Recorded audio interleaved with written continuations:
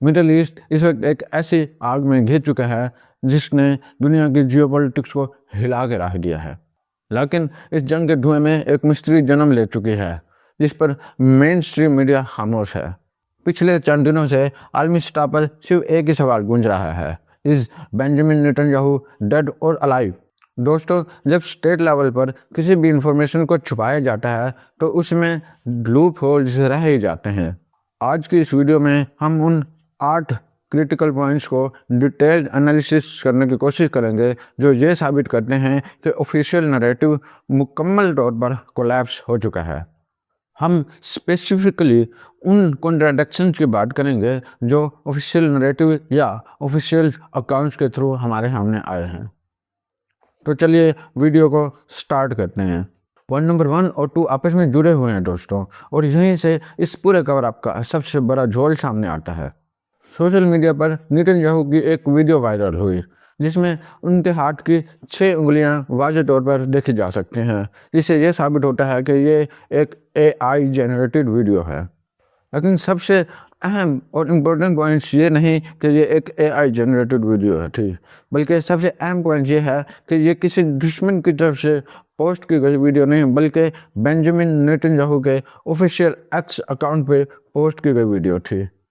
अगर official narrative ये है कि बेंजामिन नेतन्याहू एक बैंकर में है और आवश्यक यानी ऑपरेशनल सिक्योरिटी की वजह से वो वहाँ पर छुपा हुआ है ताकि उसकी लोकेशन ट्रेस ना हो, तो सवाल ये पैदा होता है कि उस बंकर से उनके ऑफिशियल एक्स अकाउंट पर ये AI जनरेटेड वीडियो किसने पोस्ट की। अगर इंटरनेट और डिवाइसेस बंद हैं तो ये ब्लंडर किसने किया। ये इस बात का सबसे बड़ा सबूत है कि उनकी PR टीम या इनर सर्कल इतना पैनिक में था जिसमें AI रेंडरिंग की इतनी बड़ी मिस्टेक उनसे मिस हो गई। पॉइंट नंबर 3, इजराइल के टॉप हॉस्पिटल में अचानक एक्सट्रीम हाई सिक्योरिटी अलर्ट किया जाता है और एक जख्मी शख्स को मुकम्मल तौर पर सफ़ेद चादर में छुपाकर हॉस्पिटल में एडमिट किया जाता है। उस वक्त हॉस्पिटल की सिक्योरिटी और हॉस्पिटल की इंतजामिया इंतहाई हाई अलर्ट पर आ जाते हैं। लेकिन डिफेंस एक्सपर्ट्स का कहना है कि ये कोई जनरल भी हो सकता है, लेकिन यहाँ लॉजिकल एनालिसिस ये बताता है कि अगर वो कोई हाई प्रोफाइल जनरल था तो उसकी आइडेंटिटी क्यों छुपाई गई। IDF यानी इजरायली डिफेंस फोर्सेस हमेशा अपने जनरल और कमांडर को ऑफिशियली एक्नॉलेज करती हैं ताकि उनको ऑनर किया जा सके। ऐसा कंप्लीट ब्लैकआउट और हाई लेवल सिक्योरिटी सिर्फ और सिर्फ हेड ऑफ स्टेट या किसी लेवल की फिगर के प्रोटोकॉल का हिस्सा होता है। इसलिए उस शख्स को छुपाना अपने आप में ही एक बहुत बड़ा रेड फ्लैग होता है। पॉइंट नंबर 4 तो बेंजामिन नेतन्याहू के अपने ही पास्ट बिहेवियर के ऊपर डिपेंड करता है। अगर आप पिछली तमाम जंगों की हिस्ट्री देखें तो बेंजामिन नेतन्याहू फ्रंट पर लीड करके अपनी पब्लिक को अपडेट देता था।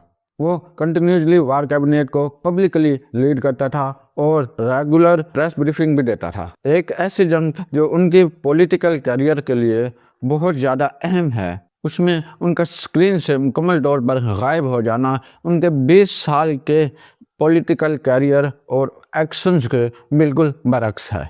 उनका इस क्रिटिकल कंडीशन में पर्सनली कमांड न संभालना रूटीन मिलिट्री प्रोटोकॉल का हिस्सा तो बिल्कुल भी महसूस नहीं होता। पॉइंट नंबर 5 जो कि फैमिली से रिलेटेड है। दोस्तों, जब स्टेट पर साइकोलॉजिकल प्रेशर बढ़ता है और दुश्मन इन अफवाहों से फ़ायदा उठाने की भी कोशिश करता है तो नॉर्मली हेड ऑफ स्टेट के फैमिली मेम्बर्स उन अफवाहों को रिजेक्ट करने के लिए या तो कोई एक मिनी स्टेटमेंट्स या पिक्चर शेयर करके इनको रिजेक्ट करते हैं। लेकिन बेंजामिन नेतन्याहू के फैमिली मेम्बर यानी उनके भाई या बेटे या बीवी की तरफ से अभी तक कोई ऑफिशियल स्टेटमेंट्स नहीं जारी की गई, जो कि अपने आप में ही एक मिस्ट्री बन गया है। लेकिन उनके ब्लड रिलेटिव्स का मुकम्मल तौर पर रेडियो साइलेंट होना दुश्मन को साइकोलॉजिकल एज फराहम कर रहा है। अगर नेतन्याहू जिंदा है तो फैमिली इन रूमर्स को काउंटर क्यों नहीं कर रही, और इन रूमर्स की वजह से उनकी कंट्री की इंटरनल स्टेबिलिटी भी डैमेज हो रही है। पॉइंट नंबर 6, कई लोगों ने इस खबर को सिर्फ सोशल मीडिया की अफवाह समझा, लेकिन वेटेरियन ब्रिटिश पॉलिटिशियन और फॉर्मर MP जॉर्ज गैलवे ने अपने एक्स अकाउंट से ऑफिशियली ये सवाल उठाया, where is Benjamin Netanyahu, is he dead? तो ये न्यूज़ काफ़ी हद तक ऑथेंटिक मालूम होने लगी। गैलवे कोई आम इन्फ्लुएंसर नहीं है, उनके पास इंटेलिजेंस का मुकम्मल बहुत बड़ा नेटवर्क मौजूद है। एक क्रेडिबल पॉलिटिशियन का पब्लिक प्लेटफॉर्म पर यह क्लेम करना और इजरायली गवर्नमेंट की तरफ से इस क्लेम को कंडेम या रिजेक्ट ना करना इस बात की तरफ इशारा है कि इस बात में वज़न ज़रूर है।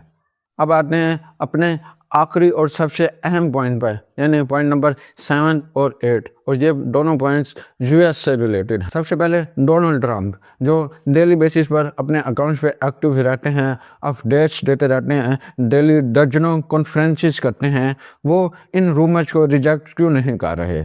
उनके लिए तो बहुत आसान है, एक वीडियो बनाएं या कॉन्फ्रेंस बुलाएं और इन रूमर को रिजेक्ट कर दें, लेकिन उनकी तरफ से अभी तक ऑफिशियली कोई स्टेटमेंट्स जारी नहीं की गई। डोनाल्ड ट्रंप की तरफ से कोई स्टेटमेंट जारी ना करना उनकी नेचर के बिल्कुल बरअक्स है। लेकिन सबसे बड़ा एविडेंस यूएस मीडिया के एक लाइव इंटरव्यू में सामने आया। ट्रंप एडमिनिस्ट्रेशन के एक अहम ऑफिशियल लाइव इंटरव्यू दे रहे थे और उनका लहजा बिल्कुल नॉर्मल और पुरसुकून था, लेकिन एक लड़का उनको आके बताता है कि प्रेसिडेंट ट्रंप उनको बुला रहे हैं। जब वो लाइव इंटरव्यू को छोड़कर जाते हैं तो उस वक्त टाइम था 10:22, लेकिन वो वापस तकरीबन 12:07 पर आते हैं और ऑन एयर हो जाते हैं। लेकिन सबसे अहम बात यह है कि जब वो वापस ऑन एयर होते हैं तो उनके लहजे में कभी होती है, लेकिन यूएस ऑफिशियल का 2 घंटे के बाद आना और उनकी आवाज़ का घबराना इस बात की तरफ इशारा करता है कि कोई सीरियस डैमेज हुआ था, जिसकी वजह से वो बात तक भी नहीं कर पा रहे थे।